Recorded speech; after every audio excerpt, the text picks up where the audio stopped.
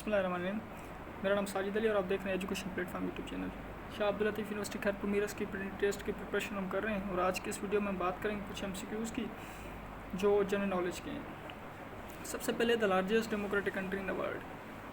तो largest democratic country कौन सी है दुनिया में, वो है इंडिया। देखें आपके जहन में भी चाइना का नाम आए, लेकिन चाइना जो है ना वो डेमोक्रेटिक कंट्री नहीं है। उसमें एक पार्टी होती है, फिर वो डिसाइड करते हैं कि नेक्स्ट जो उनका हेड ऑफ़ द गवर्नमेंट होगा वो कौन सा होगा। ऐसा वोटिंग सिस्टम नहीं होता जैसे इंडिया में होता है। उसके बाद करेंसी ऑफ इसराइल। तो इसराइल की करेंसी भी कभी कभार पूछी जाती है, तो ये शक्ल है। चाइना की पूछी जाती है जो युआन है, और उसके बाद जापान की पूछी जाती है जो यन है, और टर्की वगैरह की भी पूछी जाती है। तो ये आपको कुछ चीज़ें ध्यान में रखनी है। इस बार तो ये जो लेट का एग्ज़ाम था इसमें अफ़गानिस्तान की करेंसी पूछी गई थी जो अफ़गानी है। पाकिस्तान की तो आपको पता है। Most powerful organ of UN, United Nations का जो सबसे ज़्यादा पावरफुल आर्गन है वो कौन सा है? सिक्योरिटी काउंसिल है। तो सिक्योरिटी काउंसिल के 15 मेंबर्स होते हैं, उसमें 5 जो होते हैं वो परमानेंट मेंबर्स होते हैं और 10 जो होते हैं वो नॉन परमानेंट मेंबर्स होते हैं। ये जो 5 परमानेंट मेंबर्स होते हैं ये तो हमेशा होते हैं, और जो नॉन परमानेंट मेंबर्स होते हैं वो 2 साल के लिए होते हैं। अच्छा, उसके बाद ऑर्गेनाइजेशन ऑफ इस्लामिक कोऑपरेशन, ये जो है ऑर्गेनाइजेशन इस्लामिक जो कोऑपरेशन है, पहले ये होती थी इस्लामिक कॉन्फ्रेंस, ठीक है, ऑर्गेनाइजेशन ऑफ इस्लामिक कॉन्फ्रेंस, लेकिन इसका नाम जो है इस्लामिक कॉन्फ्रेंस से इस्लामिक ऑर्गेनाइजेशन रखा गया था 2011 में। Which country on the map of world appears as long shoe. वो कौन सा मुल्क है जो दुनिया का जो मैप है उसमें एक लंबे शू यानी शू की तरह दिखाई देता है? तो ये इटली है। उसका आप नक्शा देखेंगे तो आपको ऐसे दिखाई देगा। उसके बाद NATO, North Atlantic Treaty Organization, ये कब बनी थी? ये 1949 को बनी थी। ये मिलिट्री अलाइंस है। WTO, वर्ल्ड ट्रेड ऑर्गेनाइजेशन, तो ये 1995 में बनी थी। उसके बाद रेड क्रॉस का जो हेडक्वार्टर है वो कहाँ है? ये जिनेवा में वाक़ है। अच्छा, नेक्स्ट वीडियो में ना मैं आपको एक ट्रिक बताऊंगा जिनको आप देखकर आपको पता चल जाएगा कि किस कंट्री का किस जो ऑर्गेनाइजेशन का हेडक्वार्टर है वो कहाँ वाक़ है। उसके बाद हेडक्वार्टर ऑफ नेटो का कहाँ हेडक्वार्टर है? वो ब्रुसेल्स में है, यानी बेल्जियम का कैपिटल सिटी है ये ब्रुसेल्स। उसके बाद D8 organisation of 8 developing countries. अच्छा, उसके बाद में ये तो हमने बात करें वो सिक्योरिटी काउंसिल के जो 5 परमानेंट मेंबर्स हैं और 10 नॉन परमानेंट मेंबर्स हैं। 10 नॉन परमानेंट मेंबर्स जो होते हैं वो हर 2 साल के लिए मतलब कि चेंज किए जाते हैं। यानी मसलन इस साल अगर पाकिस्तान होगा तो 2 साल के बाद पाकिस्तान चेंज कर दिया जाएगा, फिर वो कोई और मुल्कों का जो नॉन परमानेंट मेंबर बन जाएगा इसका। और सबसे ज़्यादा जो पावर होते हैं वो इन परमानेंट मेंबर्स को होते हैं, लेकिन अगर मिसाल कोई भी अमेंडमेंट करनी है उसमें 4 जो ये वीटो पावर वाले परमानेंट मेंबर्स हैं वो राज़ी हैं और एक मुल्क राज़ी नहीं है, तो फिर भी कुछ नहीं होगा, वो अमेंडमेंट नहीं होगी। OIC, ऑर्गेनाइजेशन ऑफ इस्लामिक जो कॉपरेशन है, उसकी ऑफिशियल लैंग्वेजेस कितनी हैं? 3 हैं। मदर टेरेसा ऑफ पाकिस्तान, ये उसको डॉक्टर रुतफ़ाओ को कहा जाता है। Largest serving prime minister of Pakistan, या आप फिर भी कंफर्म कर लीजिएगा कि लियाकत अली खान है या फिर ये हैं यूसुफ रज़ा गिलानी। मोहम्मद अली बोगड़ा प्रेसिडेंटेड बोगड़ा फार्मूला, ये 1953 में दिया था और उसको कॉन्स्टिट्यूशनल फार्मूला भी कहा जाता है।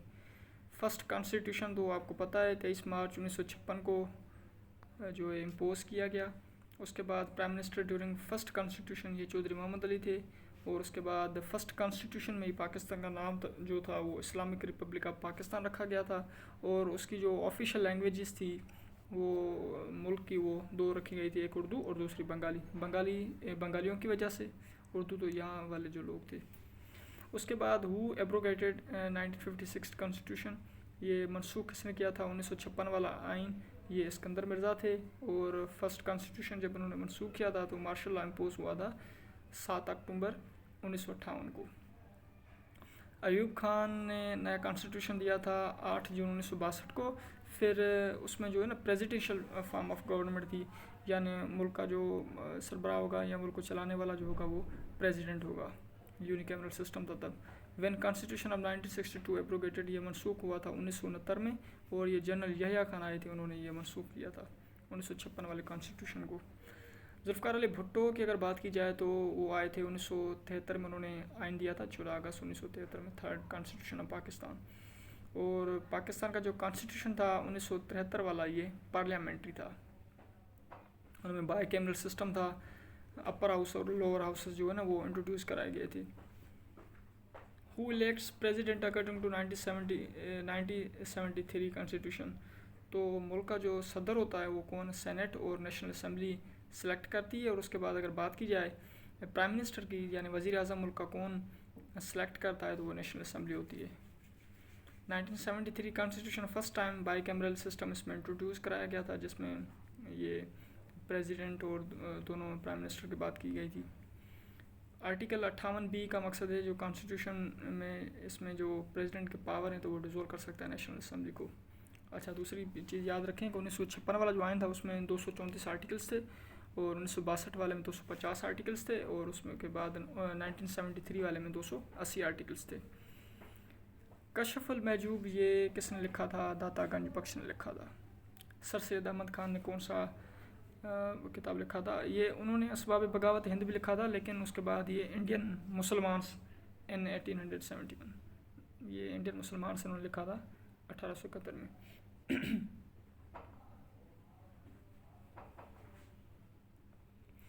अच्छा, उसके बाद अगर बात की जाए ईस्ट इंडिया कंपनी की, तो ईस्ट इंडिया कंपनी ने ऑक्यूपाई किया था पंजाब को 1849 में, और सिंध पे इन्होंने हमला किया था 1843 में, 1843 में।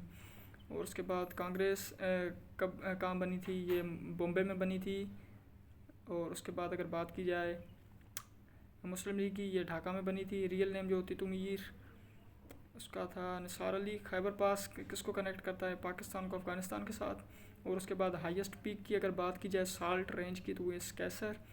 माउंटेन रेंज खीथर जो है वो सिंध में मौजूद है। गिलगित का जो कैपिटल सिटी है गिलगित बल्तिस्तान का, वो गिलगित ही है। और उसके बाद में सेकंड प्राइम मिनिस्टर पाकिस्तान के कौन से थे, ख्वाजा नाज़िमुद्दीन। और उसके बाद अगर बात की जाए सेनेट की सीट्स की, आप देख लें, यानी कि टोटल सेनेट की सीट्स कितनी हैं, उसके बाद नेशनल असम्बली की सीटें कितनी हैं, ये थोड़ा आप जहन में रख लें। मजलिस शुरा यानी पार्लियामेंट की अगर बात की जाए तो उसके दो हाउसेस होते हैं, अपर हाउस और lower house. Upper house senate होता है और लोअर हाउस जो नेशनल असम्बली होती है। Supreme commander Pakistan armed forces का कौन होता है, प्रेसिडेंट। और उसके बाद ये area between Jhelum and Chenab, इसको शाज। Ruins of Harappa situated in district, ये साहिवाल में मौजूद हैं। फर्स्ट बुक ये जो पख्तून पे लिखा गया था, ये पता खजाना। और फातिमा जिना कब इनका इंतकाल हुआ था, 1967 को। और ये डेंटिस्ट थी, ये भी आपको जहन रखना है। वर्सक डैम ये फाटा में, लार्जेस्ट कंटोनमेंट ये खारियान है। और उसके बाद पाकिस्तान अफ़गानिस्तान के अगर बॉर्डर की बात की जाए तो ये कुछ बुक्स में जो आपको पुराने मिलेंगे 2252 किलोमीटर, लेकिन अब ये 2430 किलोमीटर है। एयरफोर्स का जो हेडक्वार्टर है वो कहाँ है, रावलपिंडी में। Highest non operational military award ये सितारे बसालत जो बाबर आजम को दिया गया। उसके बाद 1965 वाली जंग में पाकिस्तान आर्मी के कमांडर इन चीफ कौन थे, मोहम्मद मूसा खान। और 1971 में commander in chief of army यहया Khan थे। और उसके बाद अगर 99 की बात की जाए, कारगिल वाला जो मसला हुआ था, जंग हुई थी, उसमें परवेज़ मुशर्रफ थे। चीफ़ ऑफ आर्मी जो यूनिफॉर्म में यानी उनका इंतकाल हुआ, या अगर उसकी बात की जाए उनकी मौत हुई, तो एक ज़ियाउल हक थे, दूसरे जनरल आसिफ नवाज़। फ़र्स्ट पाकिस्तानी सबमरीन ये अगस्ता 90B थी। फ़र्स्ट पाकिस्तानी एयरक्राफ्ट जो था वो JF-7 थंडर था। और उसके बाद अगर की बात की जाए हेडक्वार्टर की पंजाब रेंजर्स की, तो ये लाहौर है। उसके बाद कैप्टन मोहम्मद सरवर शहीद जो हुए थे 1948 में, ये इनको यानी निशान हैदर मिला था। वर्ल्ड्स लार्जेस्ट ट्राइबल सोसाइटी ये पख्तून से हैं। लॉर्ड्स ऑफ द खैबर ये लिखा है एंड्रे सिंगर ने। पाकिस्तान का जो फॉरेस्ट इंस्टीट्यूशन है ये पेशावर में वाक़ है। पेशावर का मतलब है city of flowers. Pearl of Himalaya ये कागान वैली को कहा जाता है। हाईएस्ट माउंटेन जो है KPK के ये ट्रकमीर है। उसके बाद तरबिला डैम की अगर बात की जाए तो ये भी KPK में वाक़ है। अच्छा, अब दो चीज़ें जो आपको जहन में रखनी है, एक होता है नेशनल म्यूज़ियम वो कराची में वाक़ है। दूसरा है सिंध प्रोविंशियल म्यूज़ियम, ये हैदराबाद में वाक़ है। तो इसको आप कंफ्यूज नहीं होना कि अगर नेशनल म्यूज़ियम आ जाए वो आप हैदराबाद में कर दें और सिंध प्रोविंशियल म्यूज़ियम आ जाए तो आप वो कराची में कर दें, ऐसा ना करें। नेशनल म्यूज़ियम जो है पाकिस्तान का वो कराची में है, और उसके बाद अगर सिंध प्रोविंशियल म्यूज़ियम की बात की जाए तो वो हैदराबाद में। गादानी जो है ये famous for ship breaking. Shahjahan mosque ये कहाँ है, थट्टा में मौजूद है। उसके बाद लार्जेस्ट कोल रिजर्वायर की अगर बात की जाए तो ये थर में ही मौजूद हैं। सियाचिन की लेंथ है 76 किलोमीटर। उसके बाद बाल्तोरो ग्लेशियर की 62। हाइट की अगर बात की जाए, एक होती है लेंथ, दूसरी होती है हाइट। जो हाइट है ना सियाचिन की वो 2000 फीट है। हिमालय की बात की जाए अगर दुनिया में, यानी सबसे बड़ी उसकी चोटी कौन सी है, तो ये माउंट एवरेस्ट है। और उसके बाद अगर पाकिस्तान में हिमालय की बात की जाए तो जो इसकी लार्जेस्ट पीक है वो, या हाईएस्ट पीक है वो नांगा पर्वत है। हाईएस्ट पीक अगर कराक्रम की बात की जाए तो ये K2 है। हाईएस्ट पीक अगर साल्ट रेंज की बात की जाए तो ये सिकासर। हाईएस्ट पीक अगर हिंदूकश की बात की जाए तो ये ट्रिचमीर होती है। ये सवाल पूछे जाते हैं। और कोह सुलेमान की अगर बात की जाए, इसकी हाईएस्ट पीक तो ये तख्त सुलेमान है। नांगा पर्वत मीन्स ये नेक्ड माउंटेन्स होते हैं। और first Pakistani to climb K2 ये अशरफ अमान थे। अच्छा, उसके बाद first person to climb Nanga Parbat ये हरमन बोल थे। अच्छा, उसके बाद अगर बात की जाए तो 120 से ज़ायद पीक्स ऐसी हैं पाकिस्तान में जो जिनकी जो बुलंदी है वो 7000 मीटर से ज़्यादा है।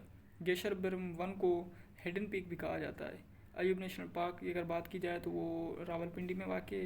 लार्जेस्ट सोर्स जो है ड्रिंकिंग वाटर का इस्लामाबाद में ये खानपुर डैम है। और उसके बाद अगर बात की जाए तो मुजाहिद अव्वल कश्मीर फ्रीडम मूवमेंट का कौन है, ये सरदार मोहम्मद अब्दुल करीम खान को कहा जाता है। फर्स्ट गवर्नर गिलगित का ये Qamar Zaman Kaira. Polo game originated from Gilgit Baltistan. और रद्दुल फसाद किसने स्टार्ट किया था, कमर जावेद बाजवा ने। और उसके बाद ज़रब अज़्ब किसने किया था, ये भी आपको ध्यान में रखना है। कमर जावेद बाजवा के पहले राइल शरीफ थे, हाँ उन्होंने किया था। और उसके बाद अगर बात की जाए सर जॉन मार्शल ने, इन्होंने कहा था कि इन्होंने इजाज़त दी थी कि, या हुक्म किया था कि मोहनजोदड़ो की जो एग्जीक्यूशन है, यानी उन्होंने जो खोटराई जे कारण जो हुक्म है नो मार्शल, जॉन मार्शल। उसके बाद कुतुबुद्दीन ऐबक जो है ये लाहौर में बरीड हैं। तो ये तो कुछ MCQs जो आपको जहन में रखने हैं। और उसके बाद इंग्लिश के लिए आई वुड सजेस्ट यू के थोड़ा टू द पॉइंट को देखें, और उसके बाद प्रैक्टिस करें एक्टिव पैसिव की, नरेशन की, और थोड़ी ज़्यादा जो है प्रपोजिशंस को भी आप देख लें।